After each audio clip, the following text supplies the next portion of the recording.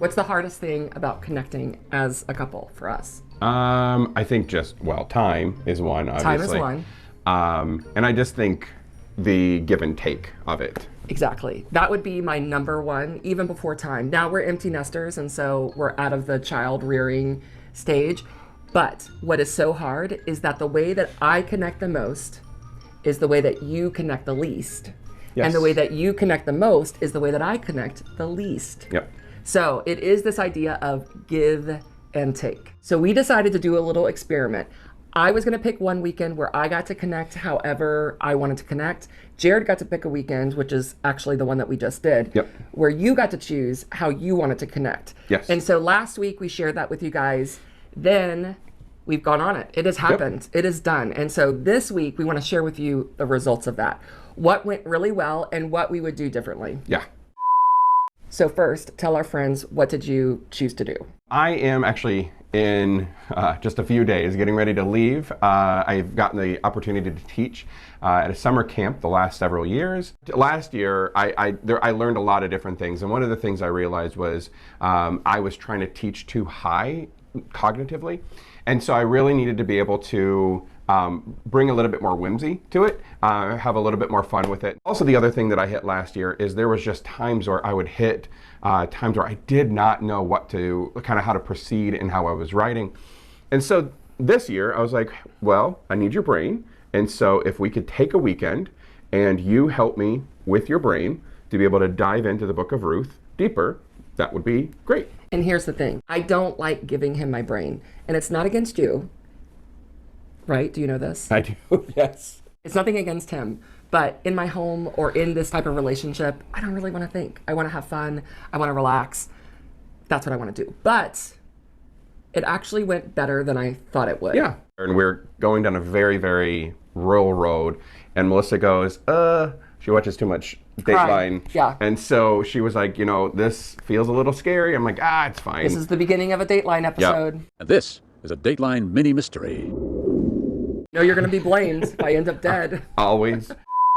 I didn't get footage of the actual little cabin, so can you kind of describe the cabin? I got the outside. Yeah. But can you describe the inside of the cabin? It looked like a homestead type of cabin. Probably from the 1800s would be what I guess. Yeah, like the original cabin, like the original house. Like a house. one-room cabin. Yeah, and so, log house with the kind of like the white mortar kind of thing.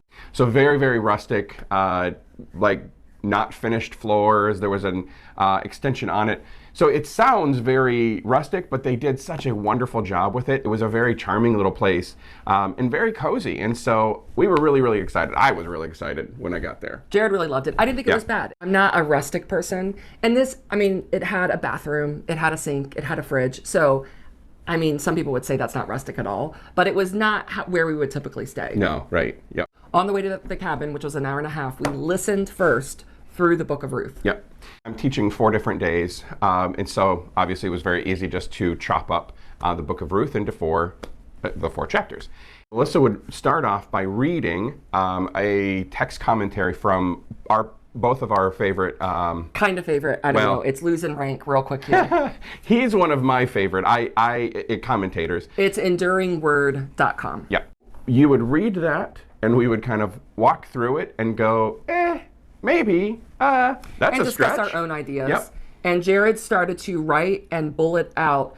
Really, what you did was a basic outline for each chapter. We always started with a bottom line. Right, yep. Which means, where do we want the kids to, if they walk out the door, they've got this one sentence in their brain. We started with that, and then we used that to sort of filter out the rest of the information or the learning that needed to take place for that chapter. Right, yep, kind of step it out, come up with the games that kind of filtered, the games that went with it. Right, and made then sense. Figured out the pieces that there was too much talking or kind of like, yep, that's enough of the brain, let's use kind of we got to come up for air. That's what Andy and I will say is like when you're teaching the Bible, you got to come up for air because each of our brains can only take so much, and a middle schooler, they can only take so much. So, I think of a rubber band. A rubber band? Like stretching a rubber band. Until it snaps. You don't want it to snap. Yeah. We spent 8 hours solid of talking, writing, reading, not really debating. Nope. Because remember, my better thought from my friends, Oh, I should ask you that. I didn't ask you that. So I had a little bit of reservation, knowing that when I'm in a headspace, I can get combative or debatey. I think that's fun. He does not think this is fun. You do not think debating me is fun. No, I don't. So I was staying out of debate mode. The better thought that my friends gave me to sort of cling on to, which I really did, was connection, not correction. Did I manage that? Yeah. Connection and not correction. But I think in a good, positive way, there were some discussions of, you'd push back of like, why are you heading that direction? And so I think that was even good for me to be able to defend why I am going a certain way, and then for you to go, oh, okay, got it. Yep, that makes sense. Let's keep going. So it was good that the pushback that you had, I think, ended up being... Didn't feel overbearing? No. Great. Besides taking food breaks, we were working. Now, let's talk about the upside of our weekend of connecting. What worked about this weekend? Where we are trying to connect, we do head, heart, hands, and you asked for my brain, my thinking, my head, and I tried to give that to you on a silver platter. Question number 1 is this. The point of the weekend was to connect. Did that work? I think the connection part of it for me was this. What I felt like is at the end, driving home, I felt really, really good about everything we had come up with. But I think that I felt good in the sense that it was ours. So this was our teach. Like when I'm teaching this, you're coming with me in spirit, in heart. So, and I love that. Yeah, when he told me that, it reminded me, I do a lot of content creation with my ministry partner, Andrea Bruce. And through doing hours of the Job Bible study, I would say to people, Andrea Bruce's fingerprints are all over this teach, even though it's just coming out of my mouth. She has had such an influence over it. And that's what I think I felt you saying. Mm-hmm. Don't know if we would have felt the same way if we were home.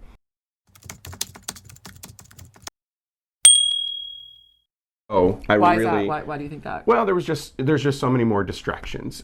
We were in a place that was different, I just like going places new. He likes an adventure. Yes. And so that just kind of added to the, not mystery of it, but the experience of it. Yeah. So the upside for me of doing this weekend with you was I did feel connected to you. Wait, actually, I'm not sure that's true. Let me pull that back. I'm not sure I felt actually connected to you. We'll get to that in the downside. But I did feel connected to your ministry. That's what I felt. Yeah. I felt connected to those kids that are going to be at camp. I felt like my heart was way more engaged with what is going to happen next week than it has ever been. Yeah. And that's because you gave me a piece of ownership with it. Mm-hmm. And so now it does feel like I own just a little. It is such your style, your voice, your ideas, but I feel like I've got a small piece of ownership, which then made me feel connected to your ministry. I would not say it made me feel connected to you. And that brings us to what didn't work. I've had a little bit of an aha moment that I think will unfold more as I do more thinking and talking with you about it and other friends. So the way that I framed this weekend was, how do we connect head, heart, hands? How do you want to connect most with me? You decided head. And I started to realize on the trip, whoopsie, I think we're doing too much connecting just head. Did you feel this at all? No. Okay, I did, where it was draining me so quickly, and I felt as if there was nothing fueling me back up. Yeah. Because it isn't something I necessarily desire or feels very connecty for me to do with you. Yeah. That there was no input back into it. It was too isolated. Yeah. Because here's the thing, and this is what I was talking about with my friends. I haven't told Jared this yet because I'm I don't want to say it twice, so I'm going to say it in front of you and in front of you one time. You know how I like to save my words up. You know how I am. So a friend actually asked me, he said, do you think it's healthy to isolate head, heart, hands? Meaning to say oh, let's connect with our head. Because he's the biblical usage of the word even heart is more holistic, which by the way, I talk all about this last year in this video right here. If you want to check that out after this video, please do. It talks more about that idea that the reason we talk about head, heart, hands is not to isolate them. Now, I got mixed up on this, and I think I can communicate it wrong, or I can forget, or I get lost in the shuffle. But head, heart, hands are not to be isolated. The reason that we talk about it is because if I want to be a whole self learner, a whole self transformed into the image of Christ, my head needs to be engaged, my heart needs to be engaged, and my hands, my obedience needs to be engaged. Therefore, if I'm thinking in that same realm with you, all three need to be engaged.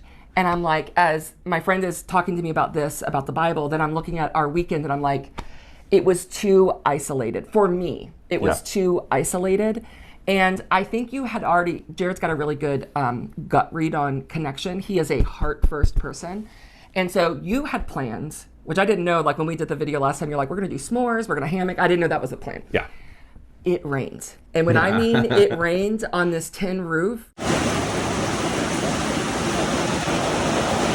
we couldn't talk to each other. Yeah, we had to take a break. We had to take a break, and we couldn't even take a break just to connect, like about something else, because we literally could not hear each other. We were 4 feet from each other. Yeah, and it was so loud. And so I went to the bed and read a terrible book, by the way. I don't know why I kept reading it. And then you played video games until the rain would lift, and then we'd work some more until the rain started again. Yep. So we did not get to do s'mores around the fire pit. We did not get to hammock, which is a way that we do relationally connect. There was walking trails. There was walking trails. It was beautiful, but it was rainy, wet, and muddy. Yeah. So I think I would have felt differently if I had small pit stops. Yes. Where we would be around a fire, doing s'mores, where we would be hammocking, and the like. And so for me, it was a good learning lesson of like, that's right. To fully be connected to you, I need all three, and you need all three.